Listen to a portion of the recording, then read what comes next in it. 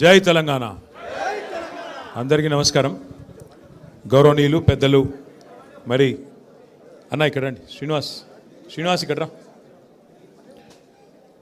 ఈరోజు బాన్స్వాడ నుండి సోదరులు శ్రీనివాసరావు గారు మన పార్టీలో చేరుతున్న సందర్భంగా ఈ కార్యక్రమానికి మరి అధ్యక్షత వహిస్తున్న పెద్దలు, గౌరవ మాజీ మంత్రివర్యులు, బాల్కొండ శాసనసభ్యులు, మీ అందరికీ సుపరిచితులు పెద్దలు శ్రీ వేముల ప్రశాంత్ రెడ్డి గారికి, గౌరవనీయులు పెద్దలు, గౌరవ మాజీ శాసనసభ్యులు, మాజీ ఆర్టీసీ కార్పొరేషన్ అధ్యక్షులు, బాన్స్వాడలో మీ అందరికీ ఆప్తులు అన్న శ్రీ బాజిరెడ్డి గోవర్ధన్ గారు, గౌరవనీయులు జిల్లాకి మరి వాళ్ళ పార్టీ తరపున పార్టీ ప్రధాన కార్యదర్శిగా ఇన్ఛార్జ్గా ఉన్న శాసన మండలి మాజీ సభ్యులు అన్న శ్రీ విజి గౌడ్ గారికి, ఎస్ఐఆర్ కార్యక్రమానికి, మెంబర్షిప్ కార్యక్రమానికి బాన్స్వాడ నియోజకవర్గానికి ఇన్ఛార్జ్గా నియమించబడ్డ పెద్దలు, సిరిసిల్ల జిల్లా పార్టీ అధ్యక్షులు శ్రీ తోట ఆగయ్య గారు, గౌరవ జుక్కల్ మాజీ శాసనసభ్యులు పెద్దలు, నిజామాబాద్ జిల్లాలోనే సీనియర్ నాయకులు అన్న శ్రీ హనుమంత్ షిండే గారు, గౌరవనీయులు మన కోరుట్ల శాసనసభ్యులు డాక్టర్ సంజయ్ గారు, గౌరవ ఆర్మూర్ మాజీ శాసనసభ్యులు సోదరుడు మరి నిజామాబాద్ జిల్లా పార్టీ అధ్యక్షుడు సోదరుడు ఆశన్న గారి జీవన్ రెడ్డి గారు, గౌరవనీయులు శ్రీమతి సుమిత్ర ఆనంద్ గారు, మన టీఎస్పీఎస్సి మాజీ మెంబరు, అట్లాగే మరి ఈరోజు వారు ఇక్కడికి కూడా వచ్చినందుకు వారికి కూడా ధన్యవాదాలు.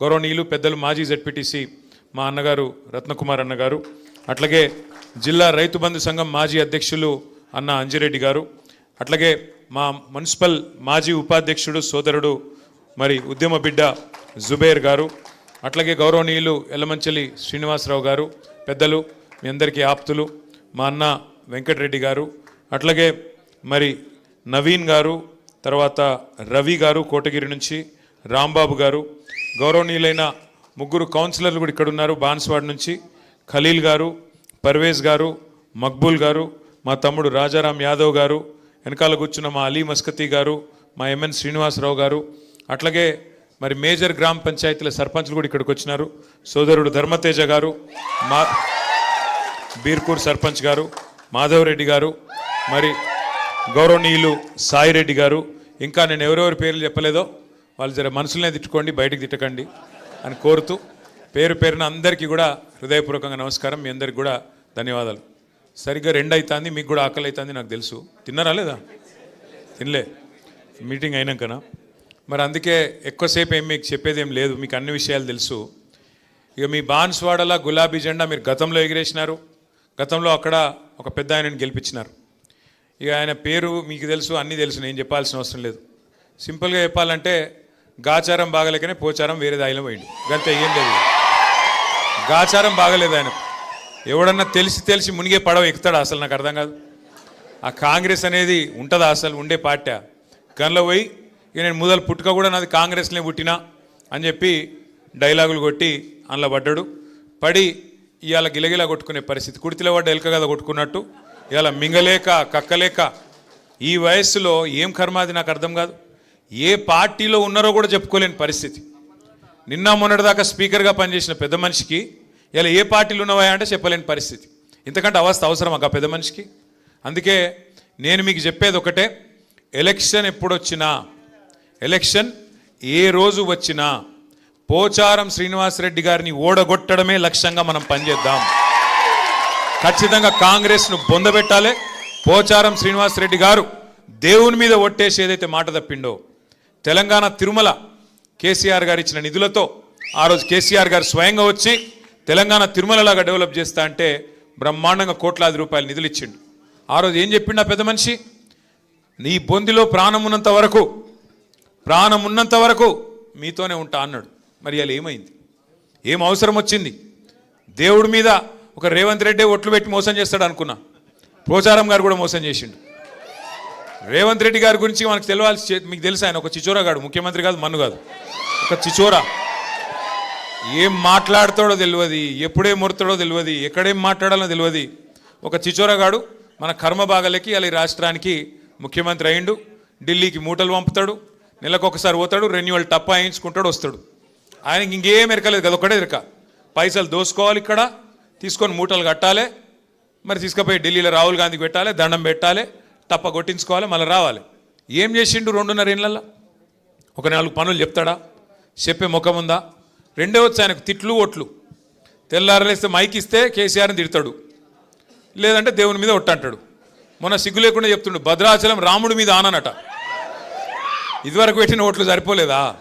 ఇదివరకు పెట్టిన ఓట్లు దేవుళ్ళ మీద పెట్టవే. అప్పుడు రుణమాఫీ చేస్తా, 2 లక్షల రుణం మాఫీ చేస్తా అని చెప్పి ఆడ దేవుడు ఏ ఊరికోతే ఆ ఊరి మీద దేవుని మీద ఒట్టు పెట్టిండు.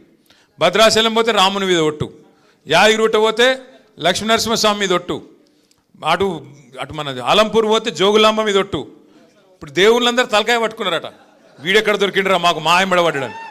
అంటే మాటలు కోటలు దాటుతున్నాయి కానీ పనులు మాత్రం చేతులు దాటుతలేవు. ఇవాళ చేతులు కూడా దాటుతలేవు, కడప దాటుతలేవు.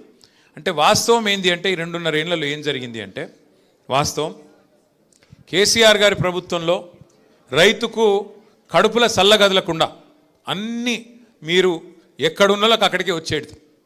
యూరియా అది ఇది కాదు, ఒక యూరియా మాట్లాడుకుందాం పట్టు. ఎట్లుండే యూరియా కేసీఆర్ ఉన్నప్పుడు? ఆటో అన్నకో ఆటో తమ్ముడికో ఫోన్ కొడితే పొలం కాడికి యూరియా వస్తుంది, కరెక్ట్ అని చెప్పేది కాదా? ఇవాళ ఏంది పరిస్థితి? షాపుల ముంగట మళ్ళీ బాగుందా లైన్లు? యాపులు బాగున్నాయా? షాపులలో ఉన్నాయా యూరియాలు? ఇప్పుడు యాప్ పెట్టినరు, యాప్లో యూరియా ఎట్లా దొరుకుతుంది? షాపులు ఉంటేనే కదా. షాపులనే లేకపోయా, షాపులు ఎక్కడ లైన్లు కనబడతాయేమో అని చెప్పి యాప్ అని డ్రామా. లేదాడ యూరియా లేదు, యూరియా తెచ్చే తెలివి లేదు, రైతు బంద్ చేసే ముఖం లేదు. కరెంట్ చక్కగా వస్తుందా? ఎన్నిసార్లు కట్ అవుతుంది రోజుకు? మళ్ళీ మోటార్లు కాలడు షురు అయిందా లేదా? మోటార్లు కాలుతున్నాయా? ఆఖరికి ధాన్యం అమ్ముకుందామంటే సంచులు దొరుకుతున్నాయా? సుతిలన్నీ ఇస్తుండ వాడు, కనీసం సంచులన్నీ ఢిల్లీకి పంపుతుండదు. మనకి ఎరికే బిజీగా ఉన్నాడు, ఢిల్లీకి పంపుట్ల సంచులు దొరకాయి. ఈడ సుతులు కూడా ఇస్తలేడు కనీసం.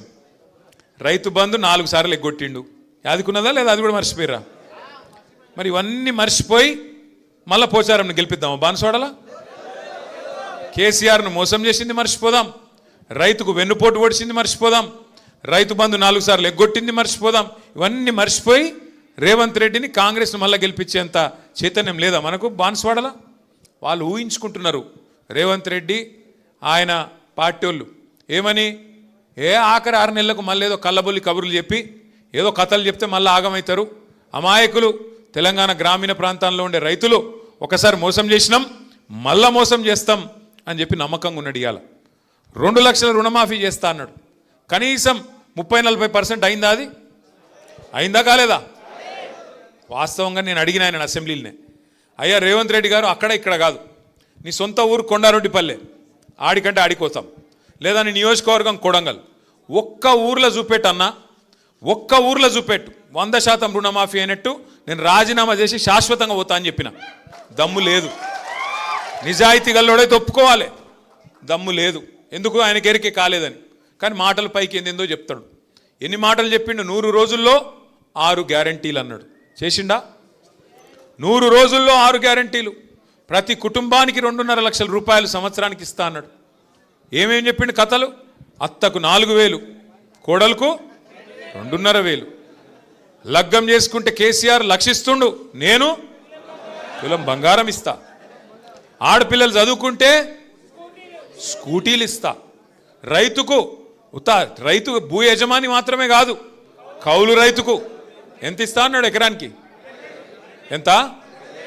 12 కాదు అయ్యా, 15. 7.5 15,000 ఇస్తా అన్నాడు. కేసీఆర్ 10,000 ఇస్తే నేను 15,000 ఇస్తా. కేసీఆర్ 24 గంటల కరెంట్ ఇస్తే నేను 48 గంటల కరెంట్ ఇస్తా. కేసీఆర్ ముసలోనికి పెన్షన్ ఇస్తే నేను ముసలవ్వకు ముసలయ్యకి ఇస్తా. చెప్పిండా లేదా? ఒక్కటన్నా చేసిండా? పడ్డాయా? 2,500 పడ్డాయా మహిళలకు? మీకెందుకు పడతాయి? మహిళలకు పడతాయి. మహిళలను అడుగుతున్నారా? తమ్మి ఆగు. పడ్డాయా ఎవరికన్నా మహిళలకు? రైతుకు పడ్డాయా? 15,000. రైతుకు 15,000 లేదు. ముసలోళ్ళకు 4,000 పెన్షన్ అన్నాడు. పడ్డాయా? అదే కేసీఆర్ సార్ ఉంటే ఇవాళ ఈ పాటికి ముసలోళ్ళందరికీ 4,000 పెన్షన్ రాపోతుండేనా? వస్తున్నానా రాకపోతున్నా? కేసీఆర్ ఉంటే కడుపుల సల్ల కదలకుండా యూరియా వస్తున్నానా లేదా ఇంటికి? కేసీఆర్ ఉంటే అడిగే అవసరం లేకుండా రైతు బంధు టైంకి పడ్డదా లేదా? ఒక్కసారి కాదు, 2 సార్లు కాదు, 11 సార్లు రైతు బంధు పడ్డది. గిన్నె లెక్క డ్రామా చేయలే. ఎకరానికేసి మీటింగ్ పెట్టి, ఒక ఎకరంకి ఒక మీటింగ్ అట. ఈ అందానికి 1 ఎకరంకి 1 మీటింగ్. మరి 11 సార్లు ఇచ్చిండు కేసీఆర్ సార్.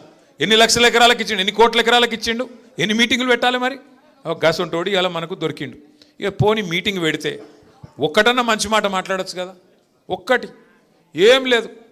అయ్యా కరువు వచ్చింది ఏం చేయాలి ముఖ్యమంత్రి గారంటే రక్తం జల్లురికి, రక్తం జల్లితే పంటలు పండుతాయట. ఇలా పరిస్థితి ఏంది? రాష్ట్రం అంతా కరువు పరిస్తున్నది. బాన్స్వాడలో వానలు పడ్డాయా? కానీ మీకు ఉపాయం తెలుసా? కేసీఆర్ ఎంత గొప్పగా ఆలోచన చేసిండో. కాళేశ్వరం దగ్గర ఏదైతే నీళ్లు ఇలా కిందికి ఉత్తగా సముద్రంలో పోతున్నాయో, ఎక్కడైతే ఇలా కరువు ఉన్నా కూడా కింద నీళ్లు పోతున్నాయి గోదావరిలో, అక్కడ కట్టిండు కేసీఆర్ పంప్ హౌస్. ఆ పంప్ హౌస్ కాడ ఇవాళ రేవంత్ రెడ్డి చేయాల్సిందల్లా బటన్ నొత్తాలి, అంతే, ఏం పీకేదేం లేదు. నువ్వు పోయి బటన్ నొత్తాలి. ఒక్క బటన్ నొత్తితే పంపు చాలు చేస్తే ఇలా మీ నిజాం సాగర్ నిండుతుంది, మీ నిజాం సాగర్ నిండుతుంది, మీ చెక్ డ్యామ్లు నిండుతాయి, మీ ఎస్ఆర్ఎస్పి ప్రాజెక్టు మొత్తం నింపే మరి మొత్తం ఉపాయం అంతా కేసీఆర్ చేసిపోయిండు. ఇవాళ ఈయనకు ఒక్కటే అడ్డం వస్తున్నది. ఏంటిది? ఈయన చెప్పిన అబద్ధమే అడ్డం వస్తుంది. ఇన్ని రోజులు ఏమబద్ధం చెప్పిండు? కాళేశ్వరం కూలేశ్వరం అయిపోయింది అన్నాడు. మొన్న మేము పోతిమి చూపెడుతుంది, నేను మా ప్రశాంత్ అన్న అందరం పోతిమి చూపెడుతుంది. ఏమిటిది? ఆడ 1,00,000 క్యూసెక్కుల నీళ్లు పోతున్నాయి. 1,00,000 క్యూసెక్కులు అంటే 9 టీఎంసీలు. మీ నిజాం సాగర్ కెపాసిటీ ఎంతనే? 17 అంటే 14, సరే 17 అనుకుందాం. జరాగు లొల్లి పెట్టక. 17 టీఎంసీలు అంటే 2 రోజులలో మీ నిజాం సాగర్ నింపచ్చు. 2 రోజులలో గన్ని నీళ్ళు పోతున్నాయి కింద. గన్ని నీళ్ళు పోతుంటే ఈ బేకారుగాడు రైతులంటే పట్టి లేదు, ఆయన లొల్లంత ఒకటే, ఏది పెట్టి కేసీఆర్ని తిట్టాలి. కానీ ఆయనకు ఒకటి ఉన్నది, ఆయన మనసులో ఒకటి ఉన్నది. ఏమిటిది? ఇప్పుడు నీళ్ళు ఇచ్చిండు అనుకో, మళ్ళీ మీరేమడుగుతారు? యూరియా అడుగుతారు. యూరియా అడిగితే మరి యూరియా ఇచ్చిండు అనుకో పంటలు పండుతాయి. పంటలు పండితే మళ్ళీ మీరేమంటారు? పంటలు కొనాలంటారు, వడ్లు కొనాలంటారు. మరి వడ్లు కొనాలంటే సంచులు ఇవ్వాలి, మళ్ళీ సుతులు ఇవ్వాలి, మళ్ళీ మద్దతు ధర ఇవ్వాలి, మళ్ళీ మీదికెళ్ళి ఇంకోటి బోనస్ అని డైలాగులు కొట్టిండు కదా, బోనస్ ఇవ్వాలి.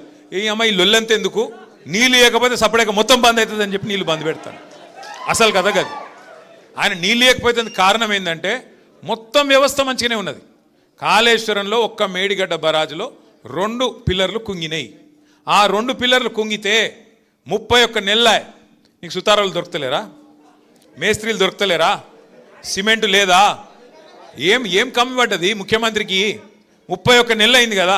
ఇప్పుడు మనం ఇల్లు కట్టుకుంటామే, ఇల్లు కట్టుకున్నాక ఒక మూలకి ఎక్కనో దగ్గర ఉరుస్తుంది, లీకేజ్ ఉన్నది, ఇల్లు కూడా కొడతావా? ఎవడన్నా బుద్ధినోడైతే చెప్పుకుంటాడు కదా, ఆయన గుంపు మేస్త్రి అని. గుంపు మేస్త్రి అంటోడు ఇల్లు సదురుతాడా కూలగొడతాడా? చదువుకోవాలన్నా చిన్న తప్పు ఉంటే? మరి 31 నెలలు అయింది, నీకు లేదా ఆలోచన లేదా? ఎంతసేపు కేసీఆర్ని తిట్టాలి, కూలేశ్వరం. ఏం కూలేశ్వరము? ఆ కాళేశ్వరంలో 100 భాగాలుంటే 1 భాగం మేడిగడ్డ, ఒక్క ఇస్సా మేడిగడ్డ. 100 ఉన్నాయి అందులో. మేడిగడ్డ సొంటి 3 ఉన్నాయి బారాజులు, 15 రిజర్వాయర్లు ఉన్నాయి, 19 పంప్ హౌజ్లు ఉన్నాయి, 21 స్టేషన్లు ఉన్నాయి, సబ్ స్టేషన్లు, 1000 కిలోమీటర్ల గ్రావిటీ కాలువలు ఉన్నాయి, 100 కిలోమీటర్ల సొరంగ మార్గాలు ఉన్నాయి. అవన్నీ చక్కగానే ఉన్నాయి కదా. ఆడ అసలు ఆ పంపు చాలు చేసే కాడ బ్యారేజ్తో సంబంధం కూడా లేదు. బ్యారేజ్ మీద 18.5 కిలోమీటర్ల మీద పంప్ హౌస్ ఉన్నది. ఆ పంప్ కాడికి వెళ్ళి నీళ్ళు కిందికి పోతూనే ఉన్నాయి. నువ్వు చేయవలసిందల్లా ఒక చిన్న పాయ లెక్క తీసి ఆ పంప్ హౌస్లోకి నీళ్లు మలిపి ఒక మోటార్ వత్తాలి, అది ఒక్కటే చేయాలి. ఆయన అది చేసినందుకు ఆయనకు బాధ ఏంటంటే, ఇన్ని రోజులు నేను చెప్పిందంతా అబద్ధమని దొరికిపోతా, ఇన్ని రోజులు నేను చెప్పినని లుచ్చా మాటలని చెప్పి ప్రజలకు అర్థమవుతుంది. అందుకే మిమ్మల్ని ఎండబెడుతున్నాడు. ఇవాళ బాన్స్వాడోళ్ళను, మొత్తం నిజామాబాద్ జిల్లా వాళ్ళను, ఎస్ఆర్ఎస్పి కింద ఆయకట్టు ఉన్నోళ్ళను, నిజాం సాగర్ కింద ఆయకట్టు ఉన్నోళ్ళు మొత్తం ఆ వాగులు, చెక్ డ్యామ్లు అన్నీ నింపుకోవచ్చు. ఇవాళ ఈ ఒక్కరోజు కాదు, నీళ్లు అక్టోబర్ దాకా ఉంటాయి. నీళ్ళు ఆడ రోజు పోతున్నాయి కిందికి సముద్రంలో. నేను ఒక్క మాట అడుగుతా రేవంత్ రెడ్డిని, అయ్యా నువ్వు అంటున్నావు ఆడ నీళ్లు లేవని, మరి కింద చంద్రబాబు నడుపుతుంది కదా మోటార్లు, అదే నది కింద ఈడికెళ్ళిపోయిన నీళ్ళే కదా. ఆడి కొద్దిగా కింది కోత వరంగల్ దేవాదుల మోటార్లు నడుస్తున్నాయి కదా, ఇంకొద్ది కింది కోత ఖమ్మంలో ఆడ నడుస్తుంది కదా సీతారామ మోటార్. అక్కడ నీళ్లు ఉంటాయి ఎట్లా, ఇక్కడ లేవెట్లా? ఆడ మోటార్లు నడిస్తే ఎట్లా, ఇక్కడ నడవే ఎట్లా? అంటే ఆయన బాధ ఏంటంటే, ఇగో గిది దొరికిపోతుంది, దొంగ దొరుకుతాడు, అబద్ధం దొరికిపోతుంది అని చెప్పి ఇలా అడ్డమైన మాటలు మాట్లాడుతుండు. ఇంకోటి ముఖ్యమంత్రి గానే అవుతుంది. నీ బాధ ఏంది అసలు? ఓ దిక్కేమో మొత్తం రిజర్వాయర్లన్నీ డెడ్ స్టోరేజ్కి పోయినాయి, ప్రభుత్వం ఏమో కోల్డ్ స్టోరేజ్లు ఉన్నది. మాట్లాడతలేడు, పని చేస్తలేడు. నిన్న మొన్న ఏదో మీటింగ్ పెట్టిండట, మా సంజయ్ చెప్తున్నాడు, కరువు పరిస్థితులు వచ్చినాక ఇప్పుడు మీటింగ్ పెట్టినట. కరువు రానే వచ్చే రైతులు బాధ వడనే పడుతుంది. ఇన్ని రోజులకు మేల్కొన్నావు. ఎప్పుడు చెప్పారు శాస్త్రవేత్తలు? 6 నెలల కిందే చెప్పారు ఎల్ నీనో వస్తుంది అని 6 నెలలకేం చెప్తున్నారు. 6 నెలలకు దొంగలు పడ్డాక 6 నెలలకు కుక్కలు మొరిగినట్టు ఇప్పుడు మీటింగ్ పెడతాడు. ఏం చేస్తావు మీటింగ్ పెట్టి? ఇప్పుడు ఎవడు బతికిండు ఎవడు తెచ్చిండు చూస్తావా? ఏం చేస్తావు అంటే ఒక ఆలోచన లేదు, ప్రణాళిక లేదు, పద్ధతి లేదు, పాడు లేదు, బూతులు తప్ప ఏ మాత్రం అవగాహన లేని ఒక సన్నాసి ఇలా మనకు ముఖ్యమంత్రిగా ఉండడం అనేది బాధాకరం. ఇలా కేసీఆర్ గారికి కొత్తగా వచ్చే పదవి ఏం లేదు. మళ్ళా గెలిస్తే గదే ముఖ్యమంత్రి పదవి కేసీఆర్కి వస్తుంది. కేసీఆర్ గారికి పదవి గురించి కాదు ఇలా మన ఫికరు. ఇలా మన ఫికర్ ఏంటంటే కష్టపడి తెచ్చుకున్న తెలంగాణ, పోరాటాలతో తెచ్చుకున్న తెలంగాణ.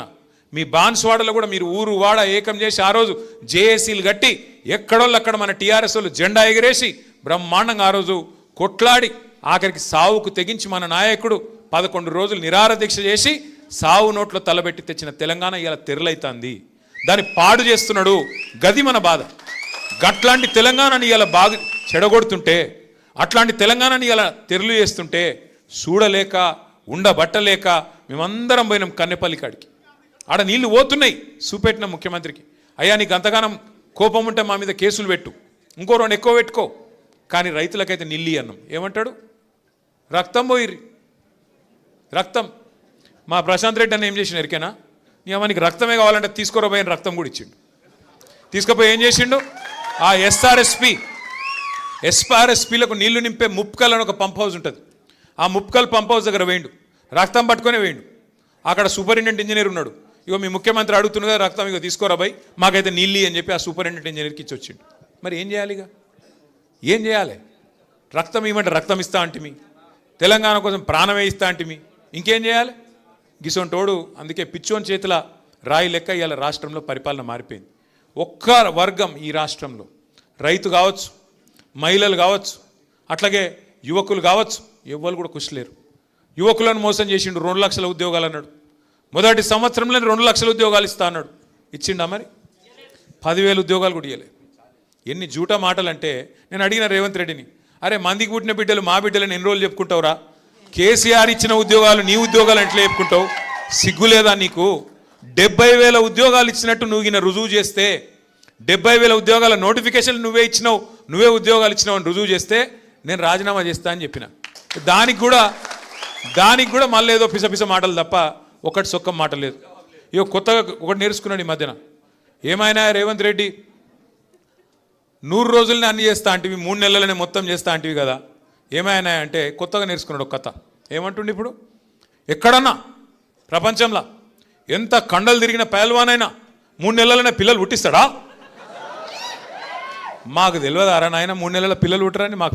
మాకు పెళ్ళిళ్ళు కాలే, మాకు పిల్లలు లేరా? మాకు తెలియదా? నేను అడుగుతున్నా కాకపోతే రేవంత్ రెడ్డిని, మా బాన్స్వాడ అన్నదమ్ముల సాక్షిగా, అరే 3 నెలల పిల్లలు పుట్టరు మాకు ఎరికే, మరి 31 నెలల పిల్లలు పుట్టకపోతే నేను ఏమనాలి? మరి చెప్పురి మీరు. 3 నెలల పుట్టరు, ఓకే, నో ప్రాబ్లం. 3 నెలలు అయిపోయింది, 31 నెలలు ఒడిసేపాయా, ఏమనాలి మరి? నిన్ను ఏమనాలి? నేను ఆటలేను రాబాయ్, మీరు అన్నారు. ఇగో నేనేమంటున్నా అంటే, ఆయన తిట్టి నోరు ఖరాబ్ చేసుకుని అక్కడ కూడా లేదు. ఛాన్స్ దొరికినప్పుడు కర్రు కాల్చి వాత ఎట్లా పెట్టాలంటే, ఎడబెట్టాలని తెలుసు కదా, గాడ పెట్టాలి. సురుకు ఎట్లా పెట్టాలంటే, మళ్ళీ జీవితంలో కాంగ్రెస్ అంటే మళ్ళీ ఎవడన్నా కాంగ్రెస్ జెండా పట్టుకొని వస్తే కాలి ఏం చేయాలి జరిగింది ఎక్కువ అయిపోయి వస్తుంది, ఛాన్స్ వస్తుంది. పోచారం శ్రీనివాసరెడ్డిని రాజకీయ భవిష్యత్తును ఆయన దాన్నే బొందబెట్టుకున్నాడు, బండ కట్టుకొని బాయిలో దింకుంటే మీరు ఆగుర్రా పోయి మాట్లాడిరు బండ కట్టుకొని ఆయన్నే బాయిలో దుంకిండు. మనం ఏం చేసేది లేదు. ఆయనని ఇవాళ దేవుడు కూడా కాపాడలేడు. ఆ తెలంగాణ తిరుమల దేవుడు ఉన్నాడు కదా వెంకన్న, ఆ వెంకన్న స్వామి శాపం కూడా ఆయనకు తగులుతుంది. కంపల్సరీ బాన్స్వాడలో గులాబీ జెండా ఎగురుతుంది. మీరందరూ ధైర్యంగా ఉండండి. ఏ కష్టం వచ్చినా ఏ నష్టం వచ్చినా వెంటనే ఉరికొస్తాం. సోదరుడు శ్రీనివాసరావు గారికి ఎంబడ వచ్చిన ప్రతి ఒక్కరికి కూడా పేరు పేరున మళ్ళొక్కసారి స్వాగతం చెబుతూ మీ అందరికీ నమస్కారాలు, పేరు పేరున అందరికీ ధన్యవాదాలు తెలియజేస్తూ జై తెలంగాణ, కేసీఆర్ గారి నాయకత్వం.